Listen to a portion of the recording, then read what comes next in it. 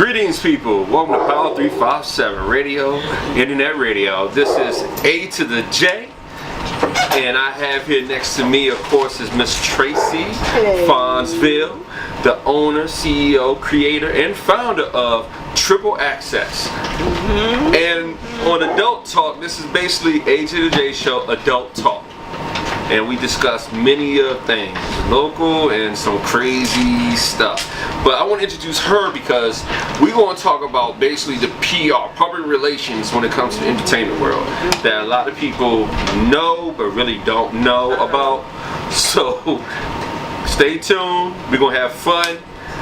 Here we go. The first question is thank you for being here on Adult Talk. You're welcome. Thank you for having me. My pleasure.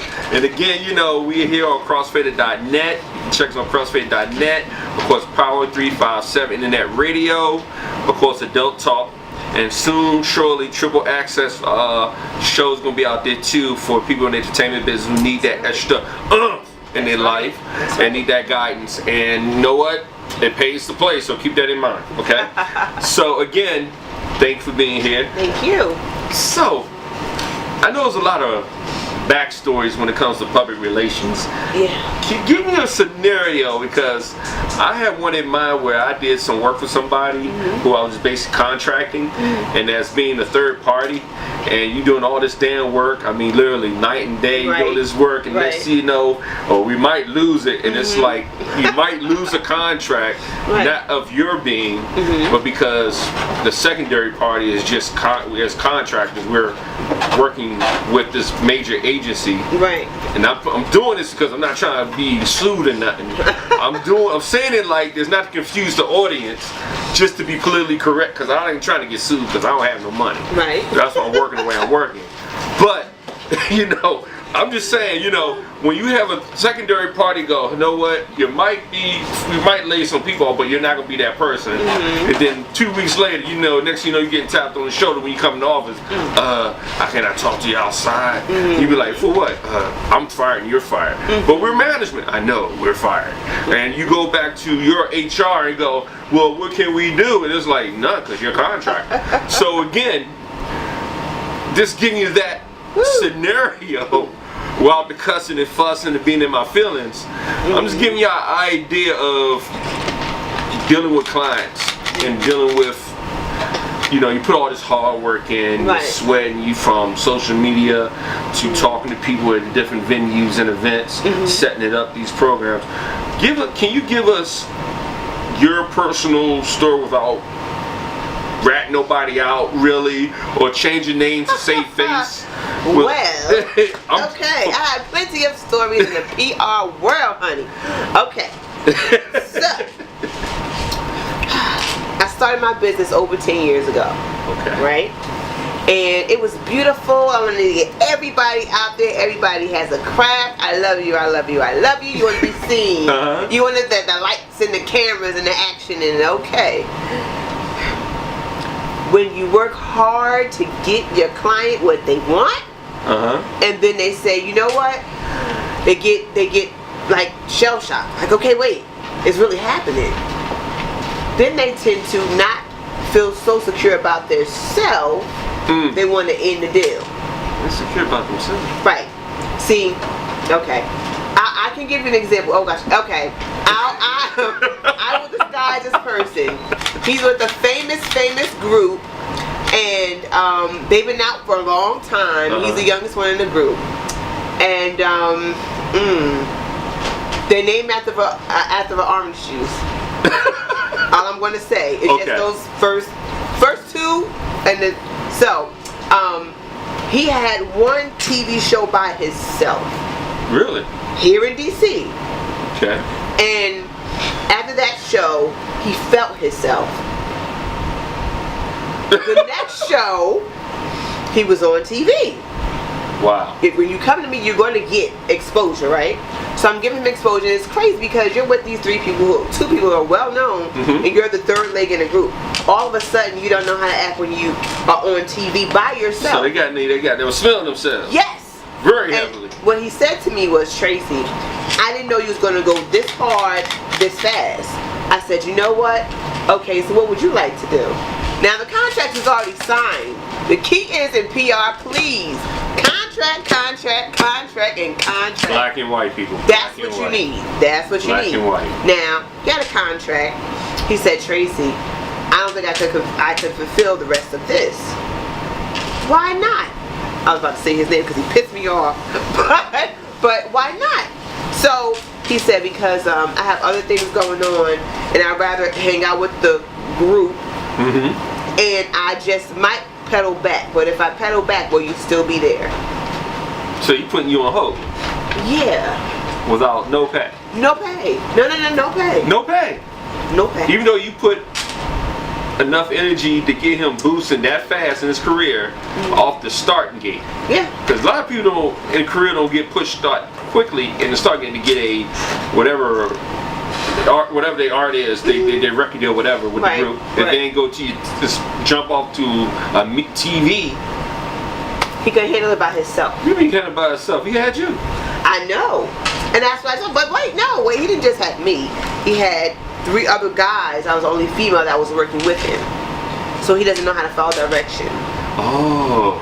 Okay? He's one of those people. He's one of those. It was a major TV interview that he had. And when he started to talk, they said, hey, could you sing us something? Or, how about your group that you're with? How are they doing? When are they touring? Are you still on tour? Can you sing us something off of your single? He says, I ain't singing that on national TV. I'm not singing that. I felt so embarrassed. Right there, he let me know, you're not ready to be on your own. It sounds good. It looks delightful, but you are not ready to be on your own. So he has support. Yeah. He just had a internal barrier he put up in himself of not achieving the big picture of being in the entertainment world. And the entertainment world, there's no holds bar. You have to do, if you dance, if you sing, if you act, you have to. You have to have all those accolades underneath your belt and more to survive. Right. You have to be ahead of the next act. Because you don't know when your day is like this. True. I can have someone replace maybe 2 of my artists that I have that I believe that they are phenomenal. But I can go out and scout and say, you know what, she has a look, she has a sound, a little bit soulful, and I can replace you like that. So in this industry, you have to be ready. Right. And then when you know someone is behind you and they're pushing you. Right, in the right way. Right. I know you push them in the right way. Oh, yeah. And now they have a whole line. They have TV, radio, magazines, publications. They have red carpet, all types of stuff. Right. They look at it and say, okay, this is the plan. Then they'll start, and you have to pay attention. They'll start Xing the stuff off of what they think is good for them versus what you as a professional know that's good for them. Yeah. So the so that was a deep moment right there. That really was.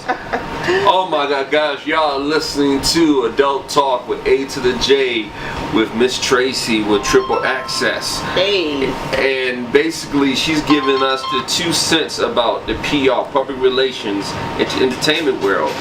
And so far, I'm like, damn, it's hard enough having people to back you and support you in the entertainment world, especially when you have your multimedia, social media outlets, and it's horrible because you would think that people really would back you like you would do what you was doing, right? And he just punked out.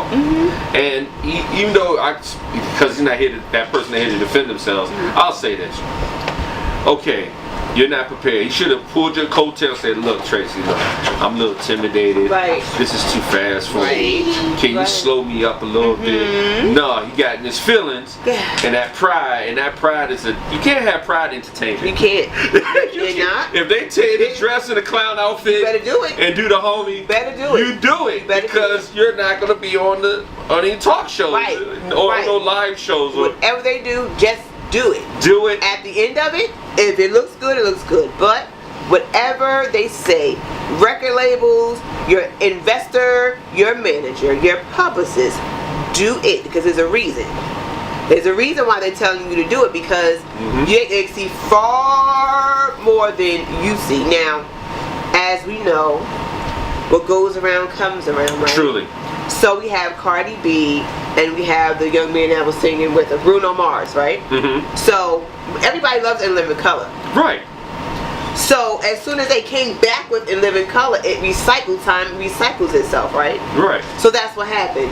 Now, artists nowadays, the hard ones with the signature they ain't going to go that far, but they should. They won't go that far because they don't know the history. Mm-hmm. They don't go that far because it's like, wait, I ain't about to be in this clown suit, but you better do it because their outcome, they have over 1 million shots and views and stuff like that. Especially from then to now is looking because it's familiar. Yes, it is. It's familiar. So usually when the record labels tell you to do something, because it's being recycled but in a different way. Yeah. If you pay attention to it. So once your people that has your back say, go ahead and do it, do it. Now, just to get the other side of the story, the other viewpoints of, if you sit down with your producing, your manager, whatever, and you lay out the guidelines of what exactly your niche and what you're not going to do, what you're going to do. Like, I hate to use Chappelle's situation, but here's a prime example because that's still fresh in my brain. Right. How he went from doing stand-up comedy, and next thing you know, he got offered to do a TV series, and it blew up that quick. And then it got overwhelming, and the challenges in that. Not saying he wasn't able to meet the challenges. It's just the domino effect of the feedback, right? And from the management, and from the producers and the money backers, right? And what they expect you to do, because like they say, like, you know, in the music entertainment business, once they got a formula, they stick to the formula. Right, that's true. And they push that formula, and creativity becomes stagnant. Right. After a while, after his third season, it got stagnated, and then he disappeared around his fourth season. And he said, "Hell with that! I got tired of being okey doke."